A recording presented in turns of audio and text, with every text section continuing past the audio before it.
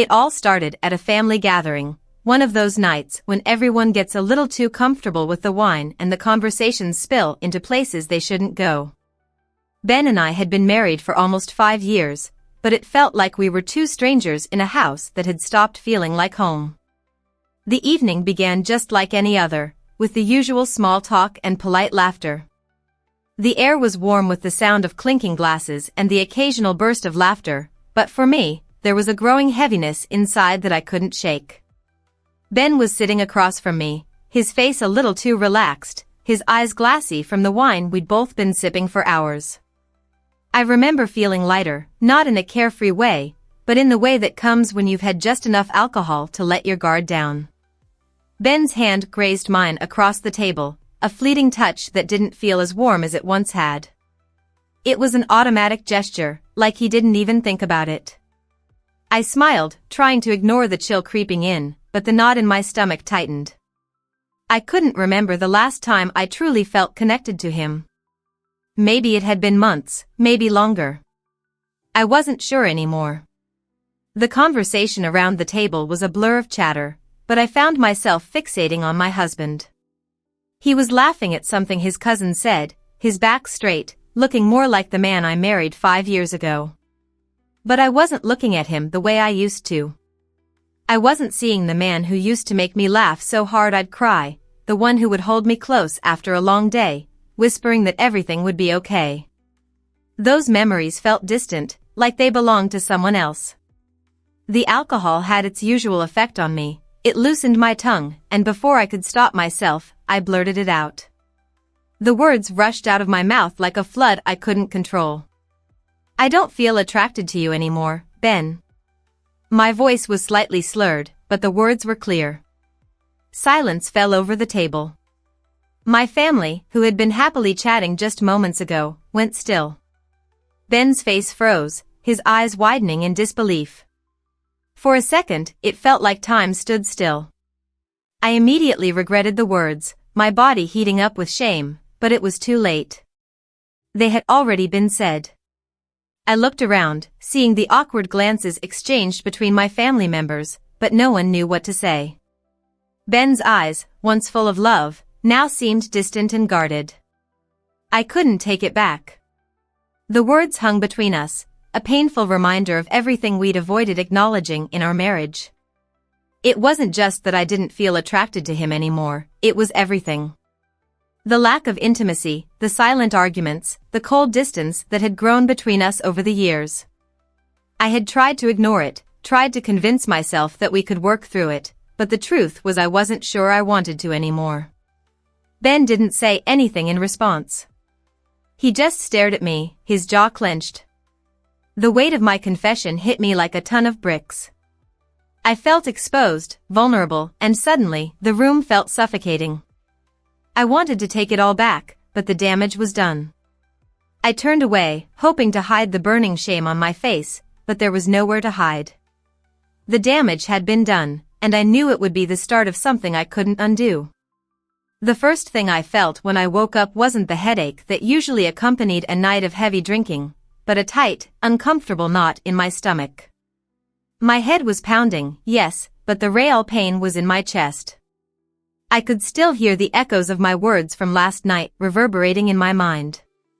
I don't feel attracted to you anymore, Ben. Those words wouldn't stop playing on a loop, and I regretted them more than I could possibly express. But what could I do now? I'd said them. I couldn't unsay them, and that fact felt like an anchor pulling me under. I sat up in bed, my surroundings blurry at first, trying to make sense of the room. The sun was already high, casting a pale light through the curtains, and I could hear the soft murmur of the coffee machine from the kitchen. Ben wasn't beside me. I hadn't expected him to be. We hadn't slept in the same bed for a while, at least not in any meaningful way.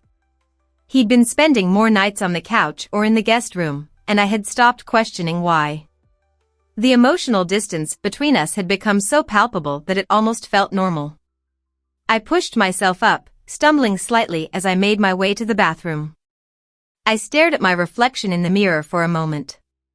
The face staring back at me was tired, drained, and unfamiliar, like I'd aged years overnight. I barely recognized myself. I didn't know what I had expected, but it certainly wasn't this, feeling more alone than ever, even though Ben was still in the house. After washing my face, I shuffled to the kitchen. Ben was sitting at the counter, scrolling through his phone. He didn't look up when I entered, and I could feel the space between us, thick and heavy, as if we were strangers. I stood there for a moment, unsure of what to say. It was still so raw, so freshly broken. I opened the cupboard and took out a mug, filling it with coffee in silence. I tried to think of something, anything, to break the tension, but my mind was a blur. All I could hear were the words I had said the night before, drowning out everything else. I don't feel attracted to you anymore. Ben. I started, my voice cracking. He didn't respond at first, and I felt my heart race. Maybe he was still in shock. Maybe he didn't know how to face me. I tried again, my voice more steady this time. I'm sorry. I didn't mean to say that. Finally, he put his phone down and turned to face me. His expression was unreadable, his eyes avoiding mine. I could feel the weight of the silence pressing in on us. For a long moment, neither of us spoke. I could tell that he was hurting, but I didn't know how to help. I had hurt him in the worst possible way, and now he was retreating even further into himself. He exhaled sharply before replying, his voice barely a whisper. Do you really mean it? Is that how you feel? The question stung. I didn't know how to answer. I wanted to say that I was just drunk, that I didn't mean what I said. But I knew that wasn't the truth. I knew that something had been wrong for a long time, long before the wine had made me lose my filter. The truth was that I had been avoiding the reality of our marriage for too long. We had been coasting along, pretending everything was fine when it clearly wasn't. I don't know, I admitted, feeling the weight of the words as I spoke them. I think I've been avoiding it. But last night, it just came out. Ben's expression hardened, and I could see the hurt flash in his eyes, followed by a flicker of something else, something darker, maybe even bitter. You could have talked to me, Emily.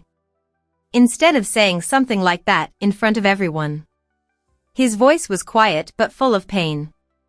I know, I whispered, my chest tightening. I should have talked to you. I shouldn't have said it like that. But that was the truth of it, wasn't it? I hadn't talked to him. I hadn't confronted the problems we'd been having. I had let it fester and rot inside me, waiting for the right moment to explode. And now, the bomb had gone off, and I was left standing in the wreckage. Ben got up from the counter, his body stiff with tension. He didn't yell, didn't argue, but I could feel the distance between us growing wider with each passing second. He didn't say anything else before he walked out of the room, leaving me standing there, feeling smaller than I ever had before. I stared into my coffee, but it tasted bitter, just like everything else in my life felt at that moment. I had opened a door that I couldn't close.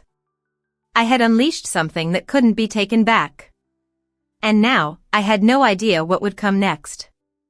Would he forgive me? Would we even be able to fix this? I had no answers. All I had was a heart full of regret and a marriage that seemed more fragile than ever.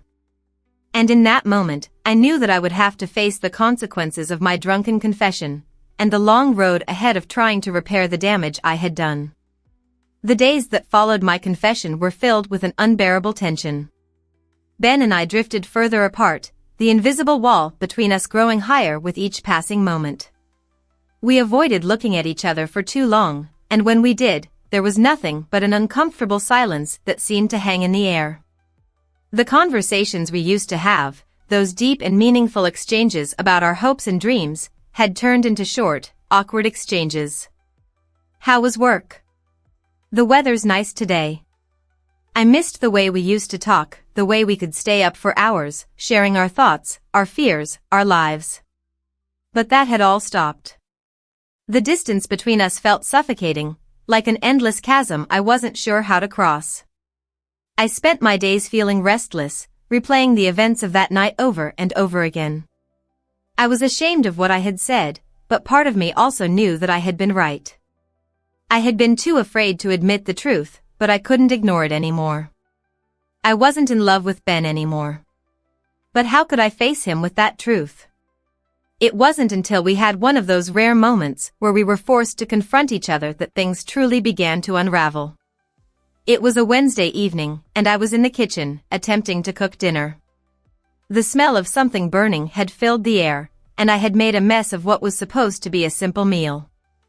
I sighed and threw the pan in the sink, feeling frustrated with myself. I had always prided myself on being a good cook, but everything felt off lately, like I couldn't do anything right. Ben walked into the kitchen, his face clouded with frustration. I could tell something had been building up inside him for days, but we had both been too afraid to confront it. He looked at the burnt food, then at me, his jaw clenched tight. "Why are you doing this, Emily?" His voice was sharp, but there was a tremor beneath it, like he was holding something back. I froze, unsure of how to respond. "I don't know what you mean," I replied quietly, trying to stay calm. But inside, my heart was pounding. This was the moment I had been avoiding, the moment when the anger and hurt would finally spill over. Ben stepped closer, his eyes locking onto mine with a fierce intensity. "You say you don't feel attracted to me anymore. You say you don't want to be with me, but then you act like everything's fine. What do you want from me, Emily? Why are you still here?" I opened my mouth, but no words came out. I wanted to explain, to tell him that it wasn't just about attraction, it was about everything. The way we had grown apart over the years, the way he had distanced himself from me emotionally. I had felt alone for so long, even when he was right beside me. But I couldn't find the right words. All I could do was stare at him, feeling the weight of everything we had ignored. Ben's frustration grew, and his voice rose. "Why don't you just say it, then? Tell me you don't want to be married to me anymore. Just say it and get it over with. Because that's what it feels like to me, Emily. I can't keep pretending like we're okay." The words hit me like a punch to the gut. He was right, in a way. We had both been pretending. Pretending that things were fine, pretending that we could go on like this, when deep down we both knew something was wrong. But hearing him say it so plainly, as if our marriage had already ended in his mind, struck something deep within me. It was like a cold slap to my face. I opened my mouth, but no sound came out. I didn't know what to say anymore. How could I explain something so complicated? How could I make him understand that it wasn't about him, but about everything that had slowly eroded between us? The years of neglect, the unspoken resentments, the things we had both ignored because it was easier to pretend. "I don't know what to say, Ben," I whispered, my voice trembling.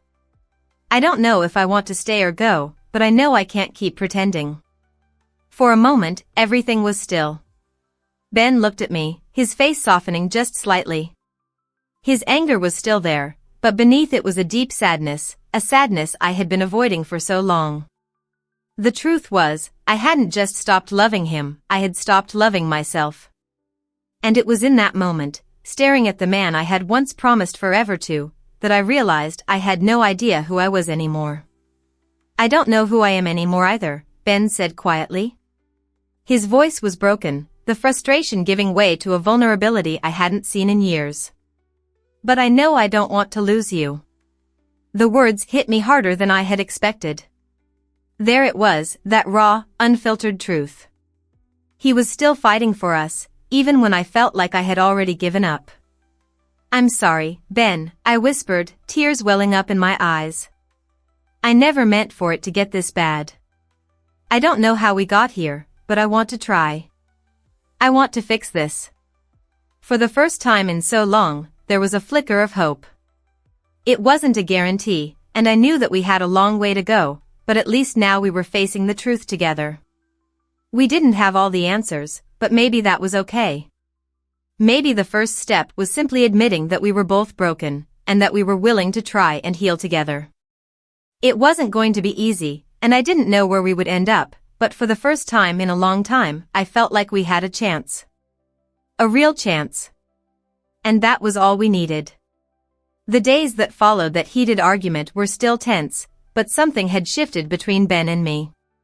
It wasn't that everything magically became better, but there was a quiet understanding that we were both at a crossroads. Either we fixed this or we let it fall apart.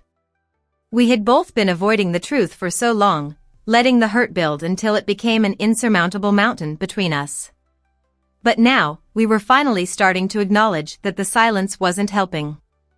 The walls we had put up were finally starting to come down. One evening, a few days after the fight, Ben and I found ourselves sitting on the porch. The cool evening breeze was the only sound as we sat in silence, the weight of everything still hanging in the air. We had avoided this moment for so long, the moment where we would actually talk about what had been happening between us. The real, raw truth that we had both buried under layers of frustration and hurt. It was Ben who spoke first. His voice was quieter than I had ever heard it, almost uncertain, like he was afraid of what I would say. "Emily, I've been thinking about what you said about us." His words were slow, measured, and for the first time, I could see the vulnerability in his eyes. He wasn't angry anymore, instead, he was just tired. "I know I haven't been the husband you needed, and I know I've been distant. But I want to fix this. I want to try again." The sincerity in his voice hit me like a wave. I didn't expect it. In that moment, I realized just how much I had taken him for granted. We had spent so much time blaming each other for the cracks in our marriage that we had never really stopped to listen, to truly hear what the other person was feeling. "I'm sorry too," I replied, my voice shaky. "I didn't mean to push you away, but I've been so lost in my own feelings that I didn't even stop to think about how you felt. I just assumed you didn't care anymore." Ben turned to face me, his eyes softening. "It wasn't that I didn't care, Emily. I didn't know how to reach you. You seemed so distant, and I didn't know what to do to fix it. I guess I started to give up too." The realization hit me hard. We had both been in the same relationship, experiencing the same problems, but we had each been dealing with them in isolation, assuming the other person was fine, when in reality, we were both struggling. It was easy to point fingers, to place blame on the other person for everything that had gone wrong, but the truth was, we were both responsible for the state of our marriage. We had both neglected it in different ways, both contributed to the growing distance between us. "I've been so angry at you," I confessed, my voice barely above a whisper. "But I've been angry at myself too. I've been holding on to this anger for so long, and I never stopped to think about how I was hurting you. I didn't know how to make things right anymore." Ben reached out and took my hand, his touch warm and grounding. "I know. And I've been angry too, Emily. But I also know that I don't want to lose you. Not like this." I looked at him, really looked at him for the first time in a long while. I could see the pain in his eyes, the regret, but I could also see the love that we had both neglected for so long. It was still there, buried beneath the anger and the hurt, but it was still there. And in that moment, I realized that I wasn't ready to give up on us either. I wasn't ready to let go of the person I had married, the person I had loved so deeply, even if it felt like we had lost our way.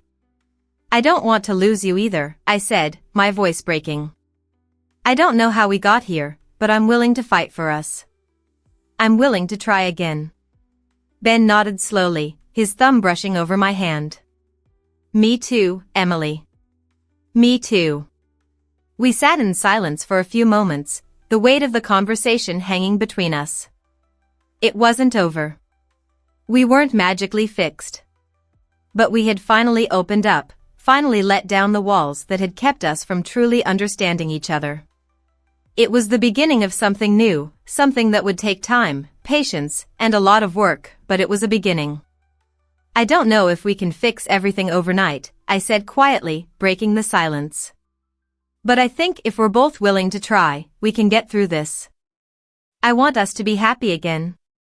I don't want to keep pretending." Ben squeezed my hand gently. Neither do I.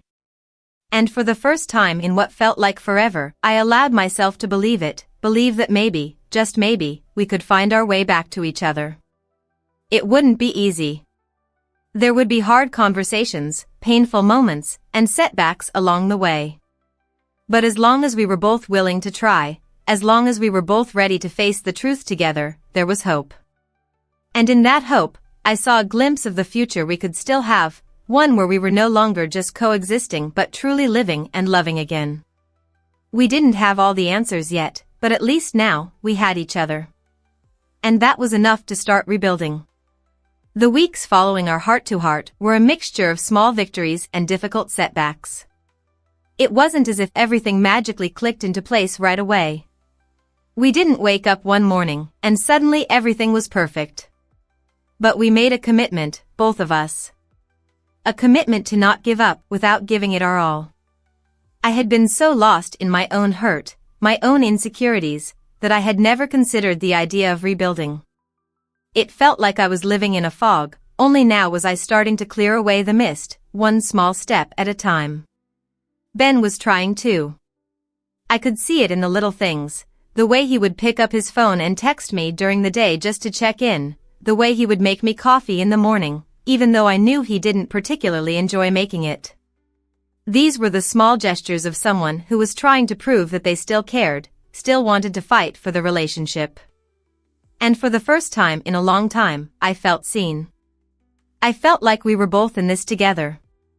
We weren't just roommates anymore, we were partners trying to figure out how to rebuild something beautiful. I won't lie, though.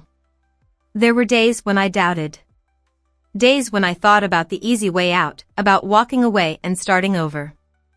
I had spent so many years questioning whether we were meant to be together, whether we had grown apart beyond repair. But every time I thought about giving up, something inside me stopped me. The memories of the good times, the love we once shared, the foundation we had built together, they pulled me back. There was still something worth fighting for. One evening, as we sat together in our living room, the quiet warmth of our home enveloping us, I realized that we had come a long way from that heated argument on the porch. The space between us had closed, not with force, but with understanding. We had learned to listen to each other again, to communicate with honesty and vulnerability. It wasn't always easy.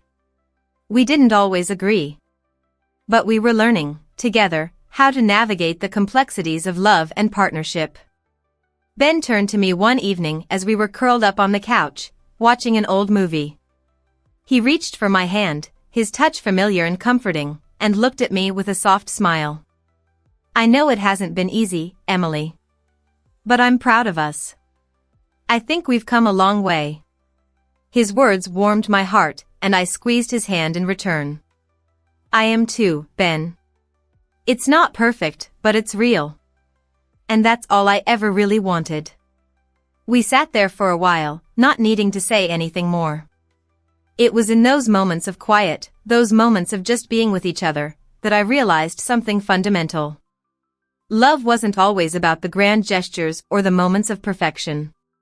Love was about showing up, even when it's hard. Love was about being willing to look at your partner, with all their flaws and imperfections, and say, I'm still here. And I want to keep building this with you. As the months went by, Ben and I continued to heal. We took things one day at a time, not rushing to fix everything, but allowing ourselves the grace to grow together. We went to therapy, learned how to communicate better, and spent more time focusing on each other's needs. We rediscovered the joy of being a couple, of laughing together, of being each other's support system. And it wasn't just about saving the marriage. It was about rediscovering ourselves as individuals, as people who had lost their way but were finding their way back. I wasn't the same woman I was when we first got together, and neither was Ben. But maybe, just maybe, that was the point. We weren't the same people who had gotten married years ago, but we were still willing to choose each other every day, even if it wasn't always easy.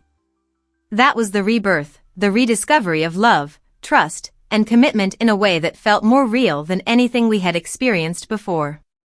One day, After a particularly meaningful conversation about our hopes for the future, I looked at Ben, a feeling of warmth spreading through me. "I think we're going to be okay, Ben," I said softly, my heart full of quiet conviction. He smiled, a smile that reached his eyes. "Yeah, I think so too." And in that moment, I knew we were no longer just two people stuck in a cycle of frustration and disconnection. We were two people who had fought for their love, who had worked through the pain, and who had come out stronger on the other side. Our marriage wasn't perfect, but it was real. It was ours. And in that truth, I found peace. We had both been hurt, both made mistakes, but we were choosing to move forward, together. And that, in the end, was enough. Because sometimes, love isn't about avoiding the pain, but about learning to grow through it. And I had learned that, with Ben by my side, I could face anything. Together, we were a team. And that was all I needed to believe in us again.